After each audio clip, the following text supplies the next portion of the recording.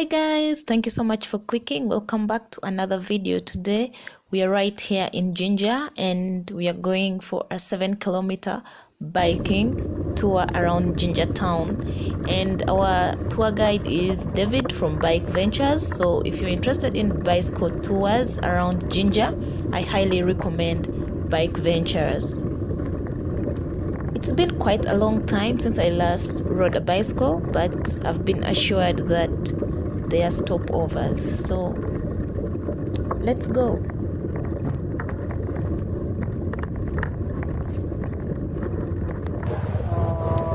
So our first stop is the old bridge in Jinja, and I'm so sorry guys, photography was not allowed, so let's move to the next destination as I tell you about the old bridge.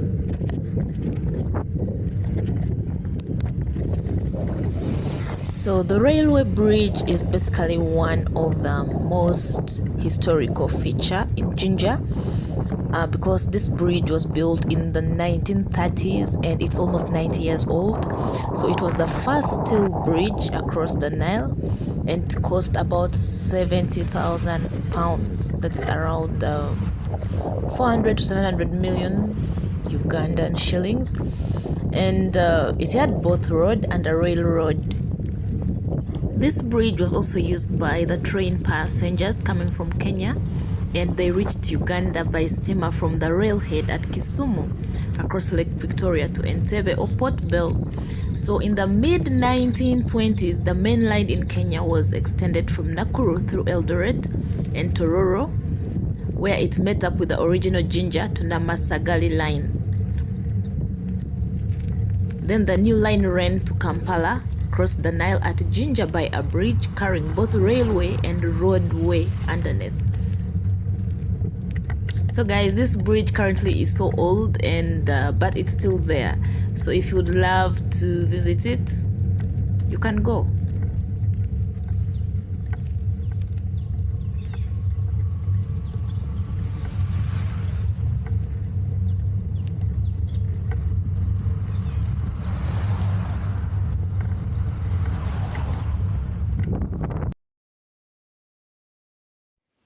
So our next stopover is SDM Temple in Jinja. It's located in Bell Avenue, and it was built in 1926. This is a very important religious place for the Hindus in Jinja. It is a temple, and it has that statue of Gandhi, whose sacred ashes were immersed in the river Nile in Jinja in the 1948. Yes. So this temple is really an important place for the Hindus. It was good to go there. However, also photography wasn't allowed inside the temple.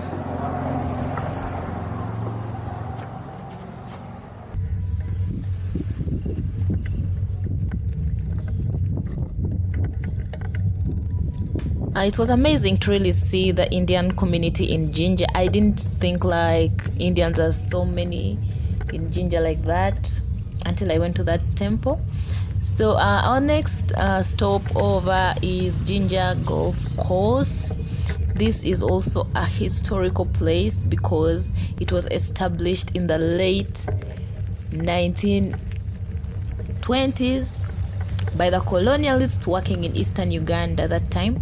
And it has a great number of facilities like swimming pool, tennis court, squash house, snooker room, and also restaurants.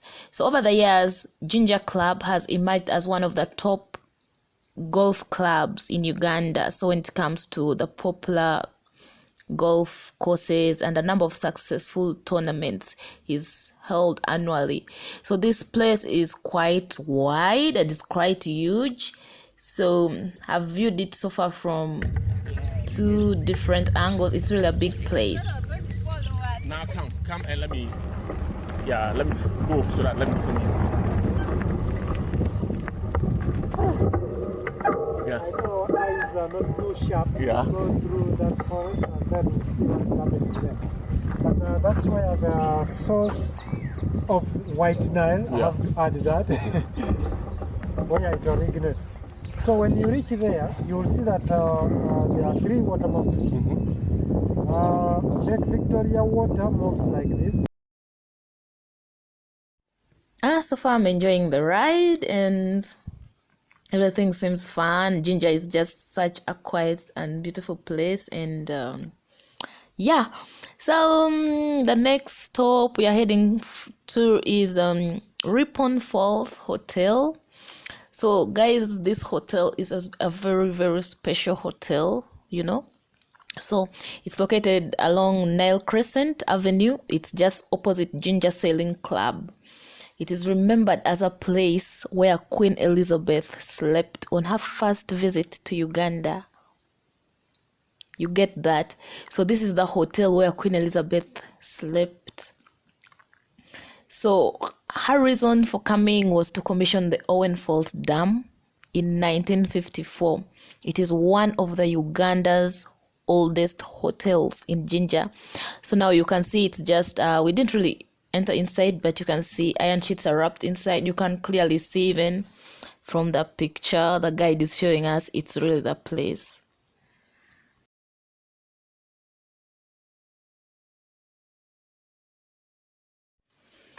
Yeah, so this is so far fun. We are having really great discussions and heading to one of the oldest ports. This I'm just so amazed that Jinja has a number of historical places, and I didn't know that. This is just like a discovery I'm just making. Oh, guys from Jinja, comment and tell us like that place is cool. It has very beautiful places, very many beautiful stories, very old buildings with a lot of historical information about them. So our next stop is the oldest port in Jinja. It's called Jinja Pier. It was built in 1912. So this was like a terminal of Uganda's first railway, the Busoga Railway, and it served as the main outlet of Uganda until the railhead of the Uganda Railway reached Jinja in 1928. So although the Busoga Railway is not operational today, the pier still occasionally functions as an inland port on Lake Victoria. So while touring around the port and the community around, it's a bit a slummy place, but these beautiful children came up to me and they asked me for one thing. Will you take a picture with us? Yeah, I said sure, we can.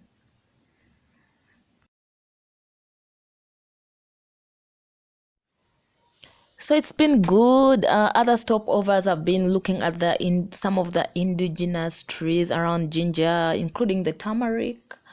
So let's head to another place that is now the Jinja Main Street.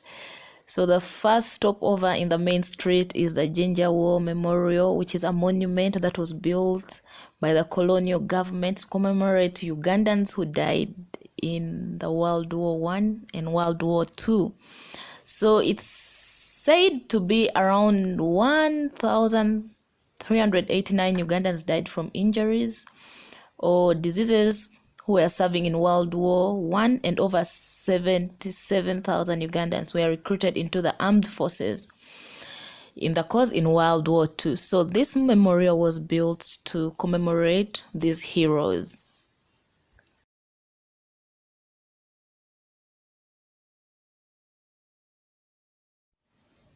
So Jinja Main Street is another amazing place. It is a historical main street, guys. You know what I'm talking about? Why am I saying this? Because it was built by the Asian communities in the 1910s to 1940s. So there is a lot of historical buildings in central Jinja, and this gives Jinja a unique character, and it makes it a popular tourist attraction point. You can agree with me or not. So we have a building. We have the Madhavani building, which was set up in around 1919, and then there was the post office building, and then the Jinja district offices. This is one of the oldest continuously functional district offices in the entire country, guys. So despite being built in a classical style, it is somehow modest and something not usually associated with this classical architecture. So guys, this was my adventure in Jinja. The entire tour took about 3 to 4 hours, and it was really fun to discover these places in Jinja by biking. Thank you so much for watching. If you enjoyed this video, give it a thumbs up and then subscribe if you want more adventure videos about Uganda. See you in the next video. Bye bye.